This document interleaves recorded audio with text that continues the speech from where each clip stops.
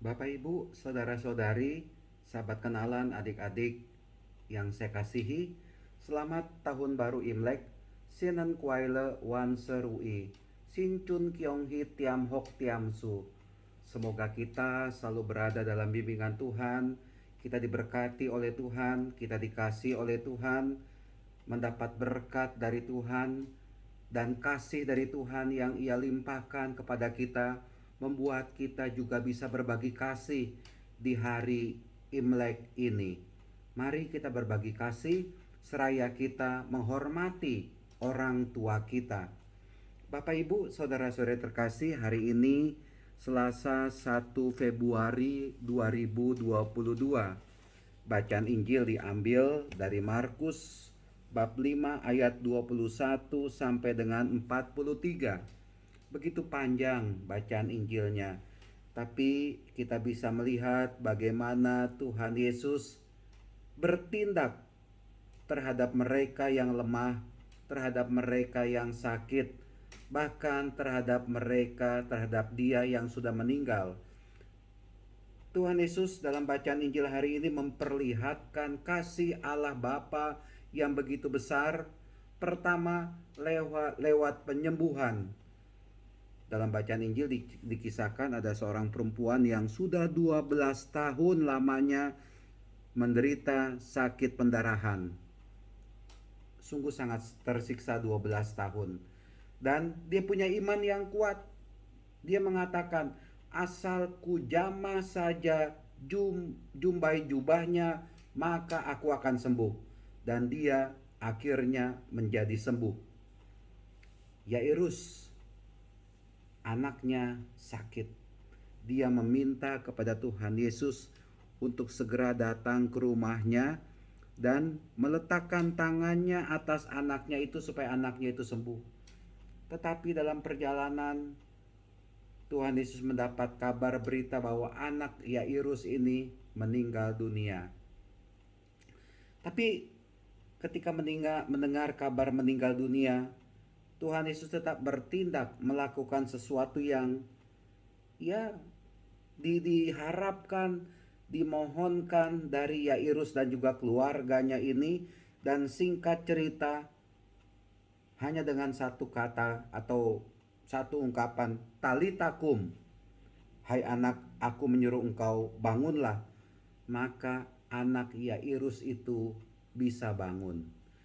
Bapak Ibu, saudara-saudari terkasih, dari sini banyak hal yang bisa kita renungkan. Pertama-tama mari kita tetap setia datang kepada Tuhan Yesus. Kalau dalam doa-doa kita katakanlah kita belum dikabulkan, sebulan belum dikabulkan, seminggu atau setahun belum dikabulkan.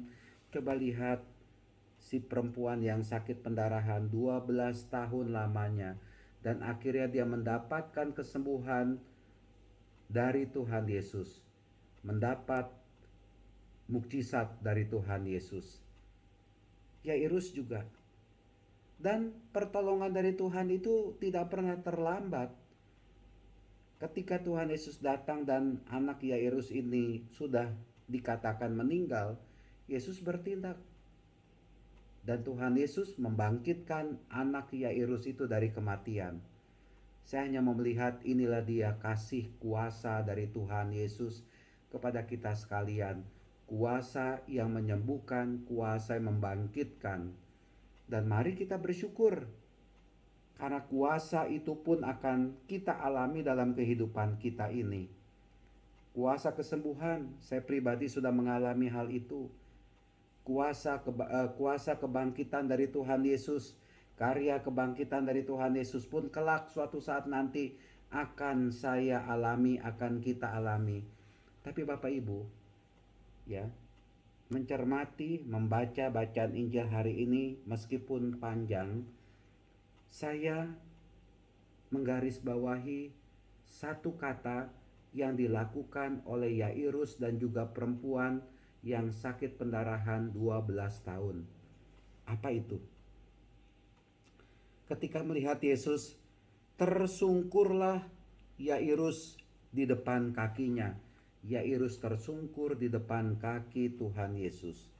Kalau si perempuan tadi dikatakan dari dalam bacaan Injil, maka ia tampil dan tersungkur di depan Yesus.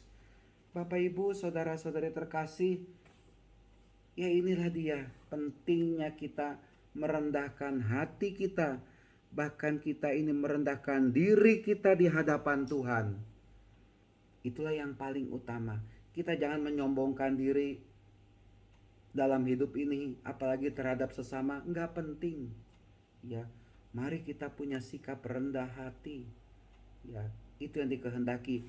Lihat ketika mereka tersungkur di hadapan Tuhan Yesus, mereka mendapatkan apa yang mereka harapkan, kesembuhan dan juga kebangkitan.